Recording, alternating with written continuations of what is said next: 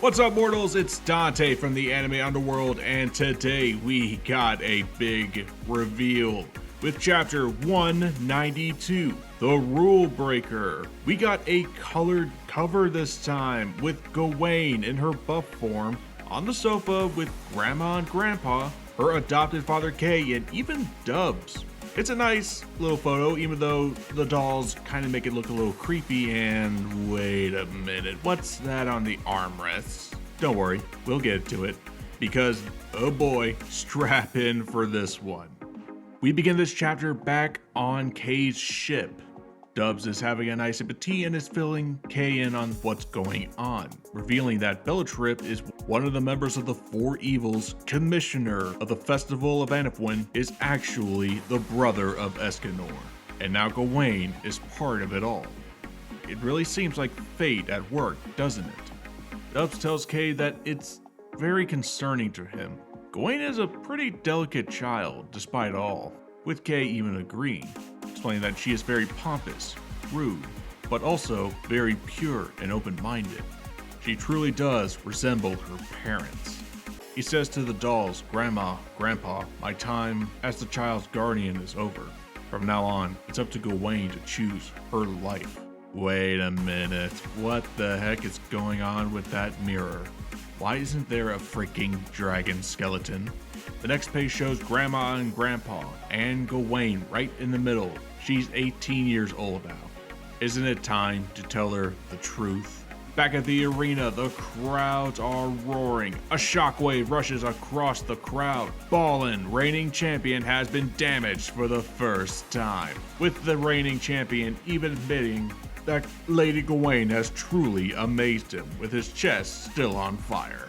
All of their allies are wondering, how did the fire not hurt him before? Was it strong enough to override his annulment? Pelio says that it makes no sense. If that were the case, then your breakthrough would certainly have damaged him. But Gawain points to Ballin, saying, for the first time you moved to block my fist, infused with explosive flame. Then for the first time you were burned by my flame-infused sword. When your sword was cut off by my left arm, you had two options. Either take the flame away or take the sword away. He only had two options. In fear intentionally lethal slash, he opted to cancel out the physical attack. That exposed Ballin to the flame hurting him instead. So, in short, Ballin can instantly switch between canceling out magical or physical attacks, depending on what the opponent does. That's the truth behind Invincible. Almighty, but not at the same time. And she hit the nail on the head. This is exactly how the magic works. Yeah, like we said in the last video, this is definitely the weakness. He's immune to one or the other, but not both at the same time. So the simplest answer to beating Ballin was just simply enchantment. This excites Gawain, giving us a cute little chibi face saying, then it's time to surrender. Say uncle for me now.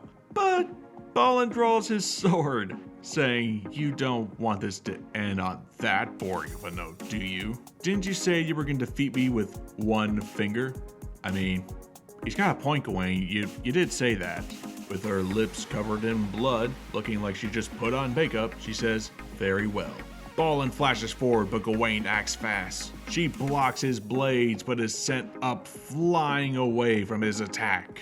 In the sky, she begins chanting a magical spell.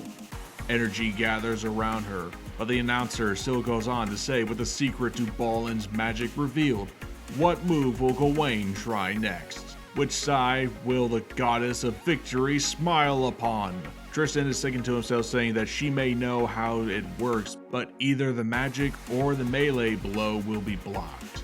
Even Percival is wondering, saying, is there some divisive way to end this? Gawain might know, but with Lord Bellatrip, he says out loud, Ballin's strength is genuine. If anyone can defeat him, it would certainly be me. And he really is Escanor's brother. This guy is just as prideful. Gawain is surrounded by energy popping and crackling around her. Her spell is almost ready, with Bellatrip thinking, so why?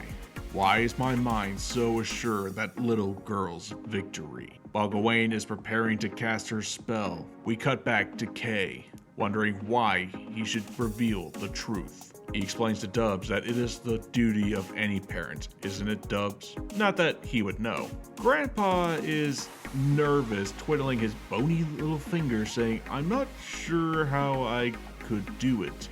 For that matter, would she believe us when we look like this?" Grandma, the creepy doll, replies she would be so disappointed in us, and herself too, but Kay tells them, well, that's up for Gawain to decide, isn't it? But as her foster father, I could tell you one thing. Escanor Merlin. She's just as strong as the both of you. Wow. So this panel basically confirms that Gawain is essentially Escanor and Merlin's child. I am shocked. Shocked. Well, not that shocked. And wow, the hinting has been subtle but pretty obvious. She's got the magical know-how of Merlin, but the sunshine infused attacks of Escanor. She even has Escanor's blue eyes. This panel though does raise a few questions that I will discuss in the end of the video, so stay tuned to figure this out. But how hyped were you to see this panel if you read the chapter?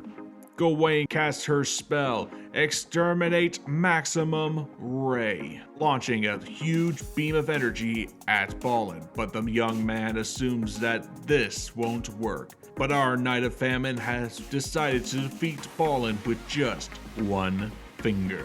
Death Flick. Ballin is whacked in the head with her finger. She teleported in just to flick him in the finger, and then teleported away. It was at this moment that he knew. He fucked up. The blast sends a shockwave through the arena. Everyone is amazed that the reigning champion was finally defeated. With a devastating flick, and not enough time to switch around, Invincible was stopped and gave him that huge magical strike. With Gawain flying in, now in her small true form, asking, "Are you happy now?" Just like I promised, I knocked you out with one finger. Leaving Gawain to be the winner. Just like I promised, I knocked you out with one finger. Ballin is now fully unconscious. Match 3 of Block B in round 2 goes to Gawain, with her doing Praise the Sun, saying, "I am the best." And that was chapter 192. And to anyone who was still thinking that Gawain is the reincarnation of Escanor. Is that right? Well, I sure hope somebody picks up that phone, because I f***ing called it! This chapter basically confirms that Gawain is, in fact, Escanor and Merlin's daughter.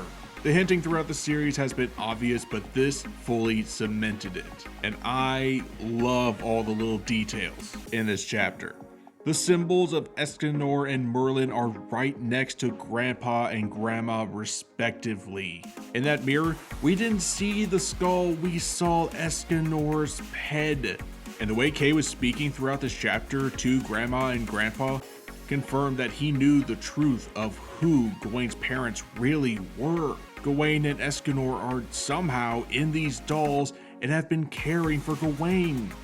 That is so sweet.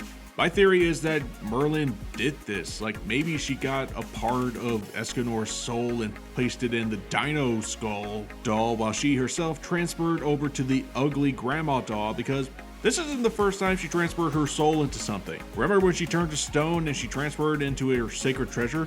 That happened, so I assume it's easy for her. And I guess this is where she's been hiding out. We've been wondering where Merlin has been since she's not in Camelot, and even the 7 deadly sins don't know. But it makes sense now, she's hiding in plain sight. Arthur wouldn't recognize Merlin as a doll made to serve Gawain. A doll made to just essentially play nanny, and for what we've seen in the chapter, she's been playing the motherly role in secret. She's been cooking for Gawain, she's been preparing clothes, she's been giving her motherly advice, the same with Escanor as the dad. Oh my gosh, I want fan art of these three as a family. Get on it. I did the thumbnail, but there's only so much that I could do. Oh my gosh, I just realized something. This means that Bellatrip, the Green Knight, is Gawain's uncle. And green hair Isolde, his daughter, is Gawain's cousin. Oh my gosh, this family is messed up.